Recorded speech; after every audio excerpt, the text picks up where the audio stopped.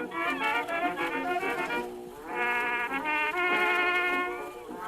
never felt so lonesome before. My friend asked me, because the joy.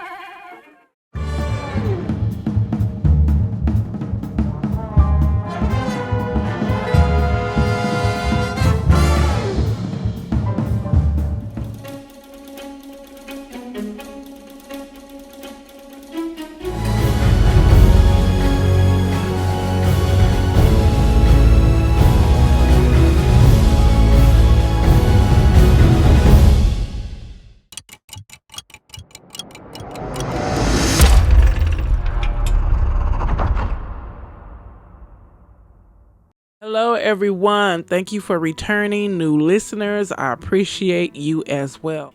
I hope you guys are having a terrific day. This video is about the first Black-owned record label called the Black Swan, and I will also be discussing the demographics of the radio industry. So let's get on with this. Harry Pace started the first major Black-owned record label in the U.S., but his achievements went mostly unnoticed until recently when his descendants uncovered his secret history. A century ago, around the dawn of the Harlem Renaissance, New York City was brimming with music. Black artists like U.B. Blake, Florence Mills, and Fats Waller were performing in dance halls and nightclubs, including Edmund Cellar and the Lincoln Theater. Every block between 110th Street and 155th Street buzzed with creative energy, says journalist Paul Slade, author of Black Swan Blues, The Hard Rise and Brutal Fall of America's First Black-owned record label. Despite that energy, when it came to recording and selling music by Black artists, the opportunities were limited. White-owned record labels, Columbia, Victor, Edison, Paramount, recorded few Black artists at the time, and when they did, it was oftentimes limited to novelty songs and minstrelsy. They were making a fortune off these negative portrayals of Black people, says Bill Doggett, a specialist in early recorded sound. And again, you got to wonder and where all that degradation went to. You know, people want to say, oh, this is a different time. America is as hardcore racist as it was. No, it's still hardcore racist. They just went underground. OK Records was one of the first labels to break the mold. Perry Mule Bradford, a Black composer, pushed OK to record Mamie Smith and her song Crazy Blues in 1920. The record was a hit, and entrepreneur Harry Pace took notice. Pace had arrived in New York alongside his business partner W.C. Handy, known as the father of the blues, for writing the first commercially successful blues song, Memphis Blues. The two owned Pace and Handy Music Company, which published sheet music by Black composers, including some of Handy's biggest numbers, such as St. Louis Blues and Bell Street Blues.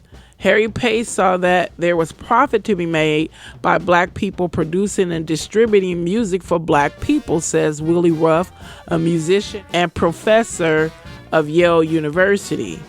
In the spring of 1921, Pace officially launched Black Swan Records, announcing a new label with ads in Black newspapers across the country with the slogan, "The only records using exclusively Negro voices and musicians.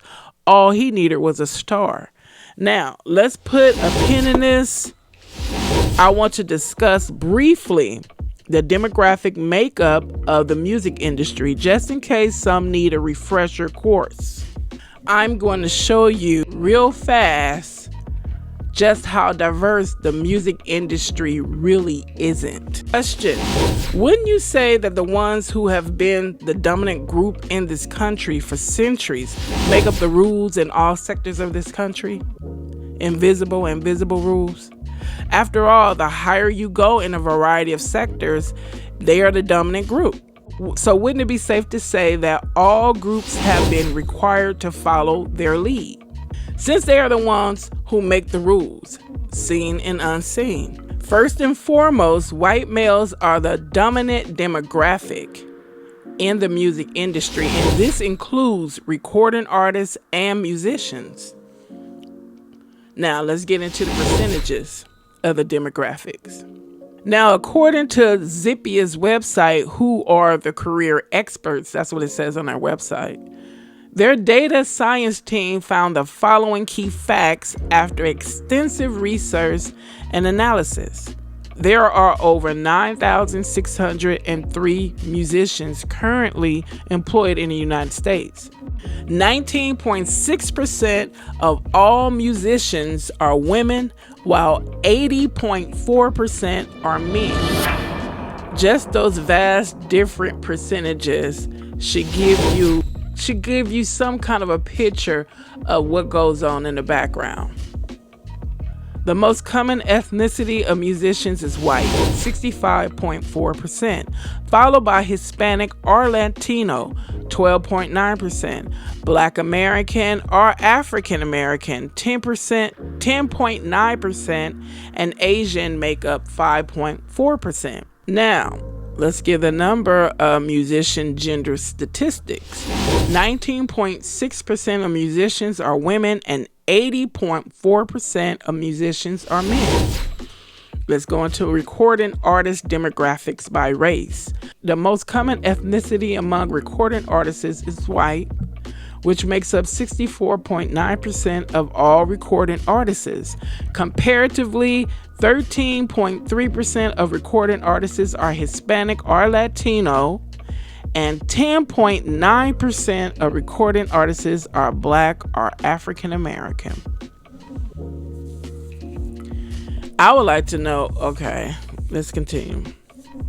Musician demographics by race. The most common ethnicity among musicians is white, which makes up 65.4% of all musicians. Comparatively, 12.9% of musicians are Hispanic or Latino, and 10.9% of musicians are Black or African American, 5.1% are unknown, and 0.3% are American Indian and Alaska Native.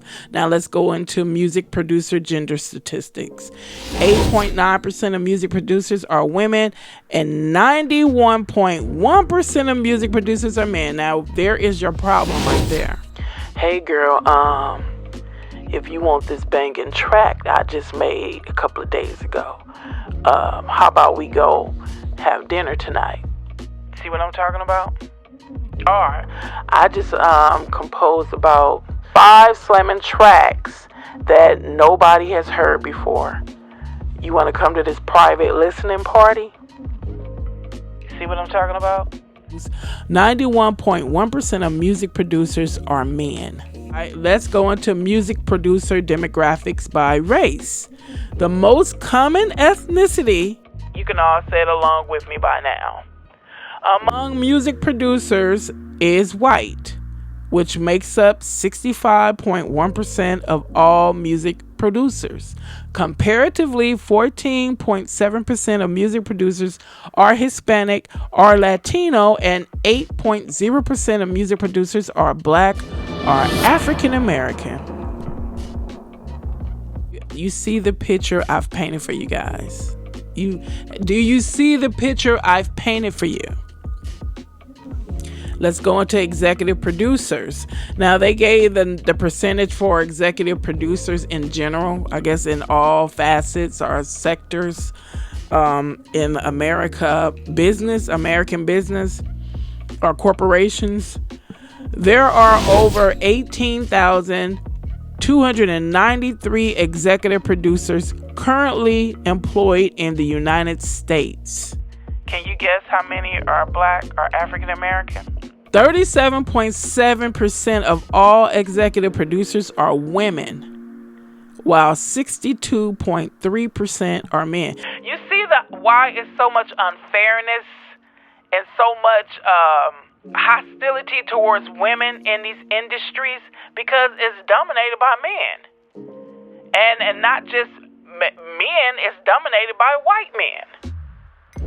And And then you want to wonder why it's so unfair and so brutal towards women.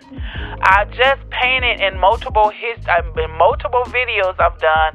I gave you an example of where the violence stemmed from. Now, you might want to keep rejecting and denying it if you want to, but the proof is in the pudding again. Let's continue. The most common ethnicity of executive producers are white. They are 65.8%. Followed by Hispanic or Latino, who are 14.3%. Black or African American are only 7.8%. And Asians are 6.3%. Again, do you see the picture I've painted? I'm going to reiterate. The ones who are the majority makes the rules, right? Isn't that what we're taught, right? The majority wins. Or the majority in power wins, because they might not be a majority in numbers, but they have been made majority because of their position that they made sure that they remained in for over 400 years.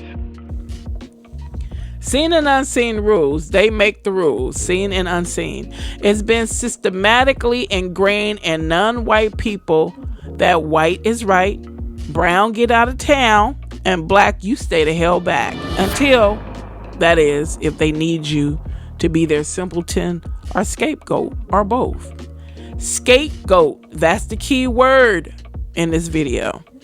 How will they try to make black people the scapegoat for all that's depraved in the music industry? That's a good question, right? Scapegoat is a person who is blamed for the wrongdoings, mistakes, or faults of others, especially for reasons of expedience.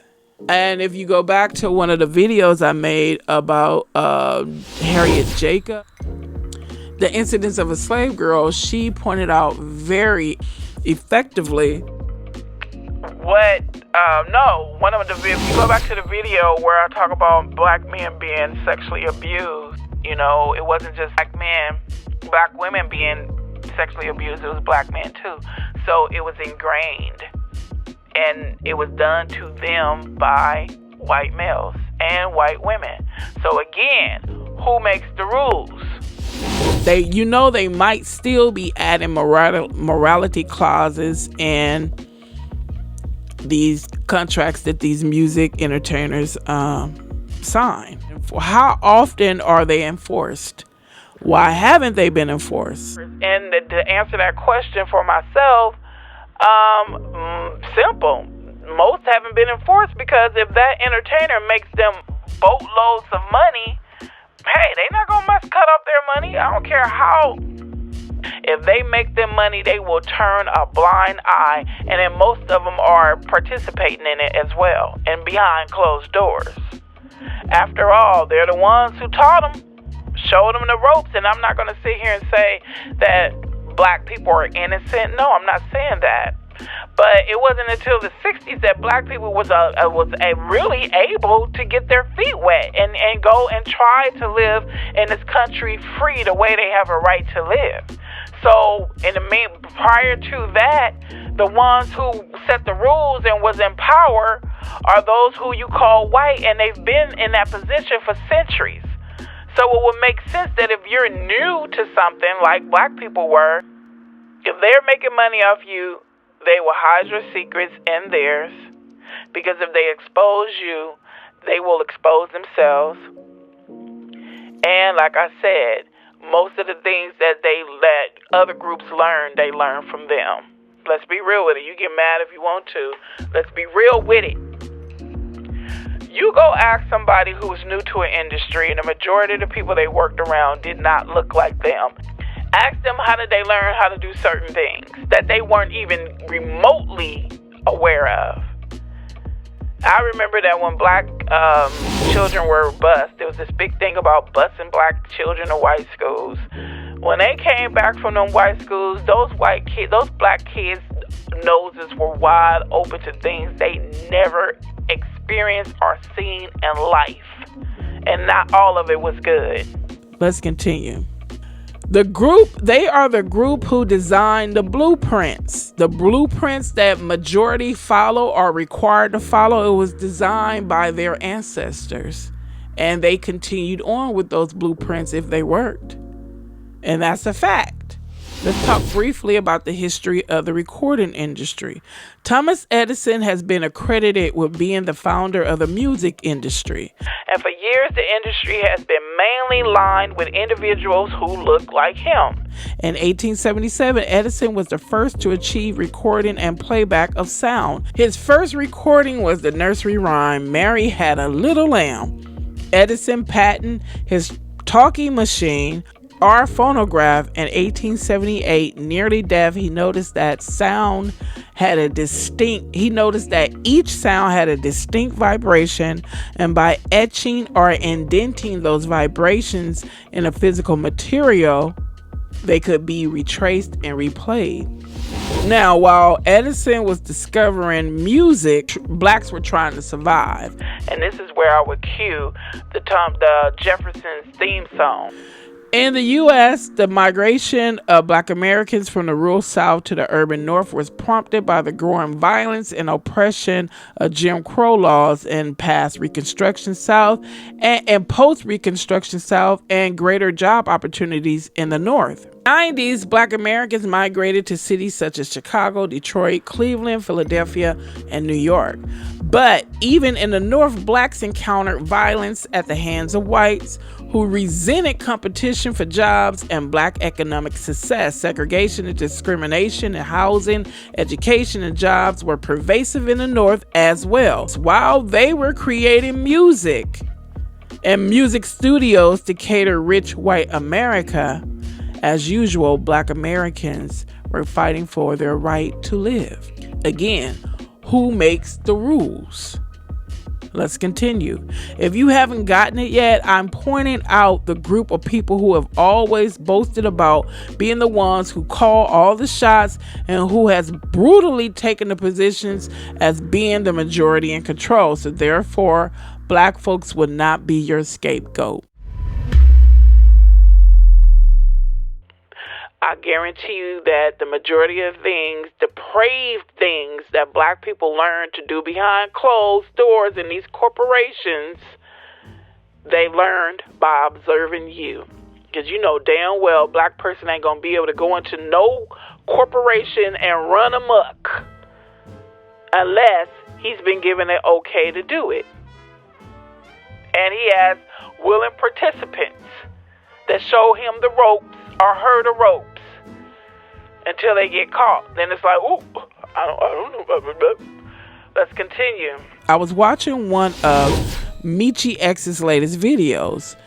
In the video, she said something I really didn't want to believe, but God knows it's not far-fetched, especially in this country, the land of the free, right? She said, you know who is going to be the face of the Illuminati?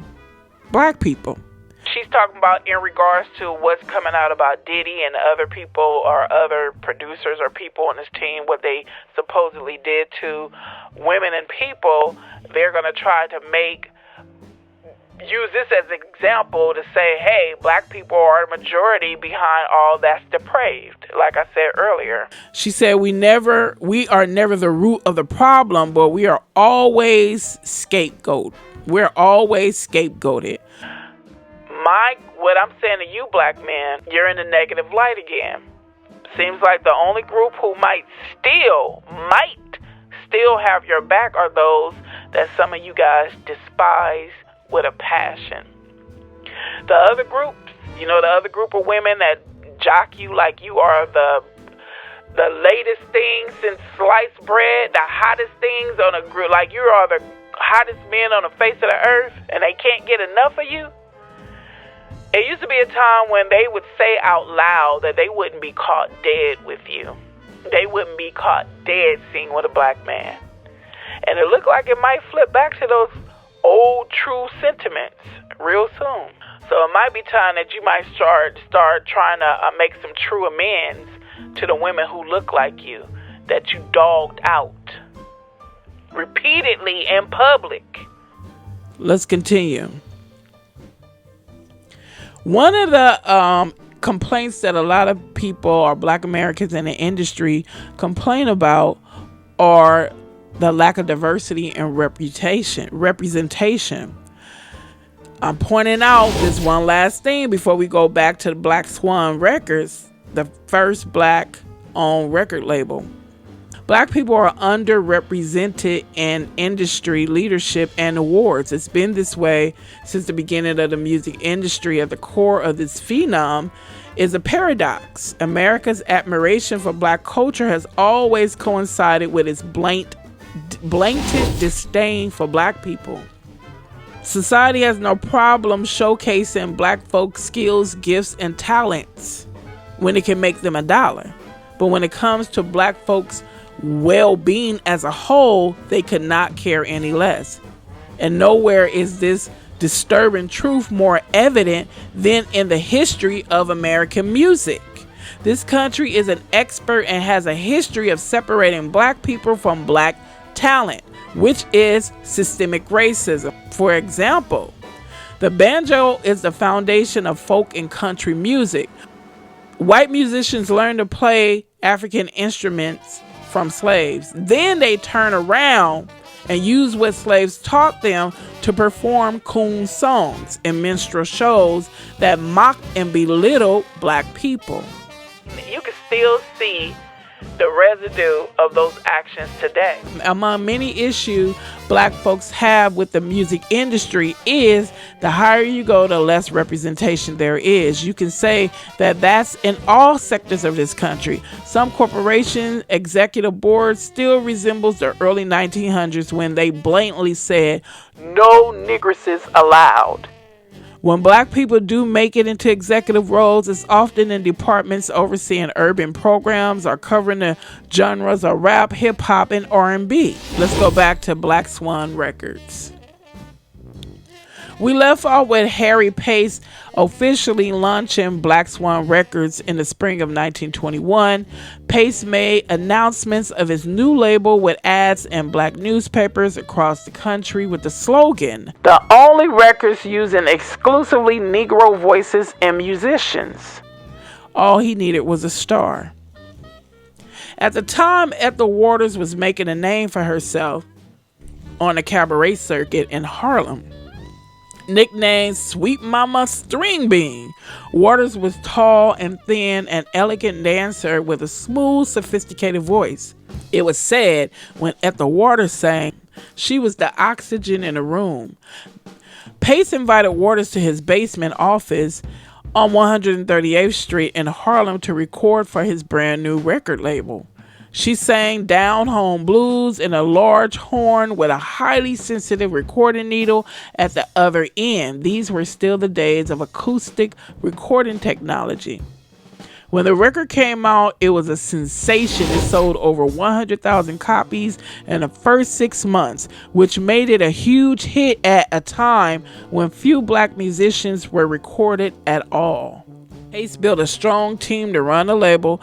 Jazz musician Fletcher Henderson was his musical director and band leader, and classical composer William Grant Still was his arranger. The Black Swan roster included renowned blues singer Alberta Hunter and Trixie Smith, and the highly influential pianist James P. Johnson. On May the 2nd, 1921, Chicago Defender printed this. News of the completion of the first list of Black Swan records will be received with great interest and enthusiasm by our people all over the United States. A great uproar was caused among white phonograph record companies who resent the idea of having a race company enter what they felt was an exclusive field. Did you catch that? Resentment grew from white phonograph record companies because of a race company entering a field that they felt they had exclusivity in. Now I want white America to keep in mind the positions they've held for centuries when it comes to sharing resources and opportunities. When more frightening, disturbing allegations are announced, I want you to keep your positions in mind. my opinion, this behavior was condoned, covered up, and most likely taught by those who made and make the rules. With the success of Down Home Blues, Pace sent At the Waters and the Black Swan Troubadours out on tour. They traveled to 53 cities, including towns in the South, a dangerous venture for a black band in 1921. Black arts, culture, and business were booming across the country in the urban centers like Tulsa, Memphis, and New York.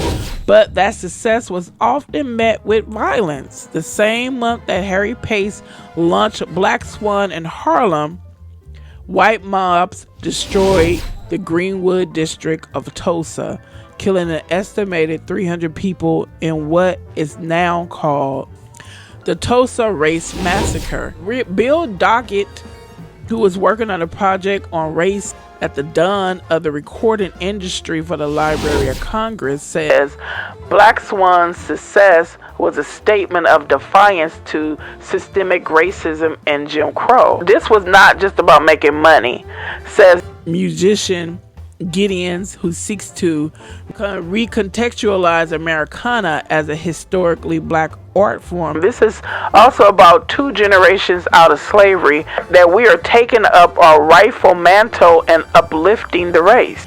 Harry Pace was strongly influenced by his mentor, the activist and sociologist W.E.B. Du Bois, while at Atlanta University. Pace studied under Du Bois and learned the concept of the talented tenth. The idea that if society were to invest in the most gifted individuals, their success would lead and inspire the larger black community. The opposite occurred, and look what's happening in our community. Instead of investing in gifted black Americans, they were traumatized, they were deprived, they were oppressed, and you see what comes from oppression. Let's continue.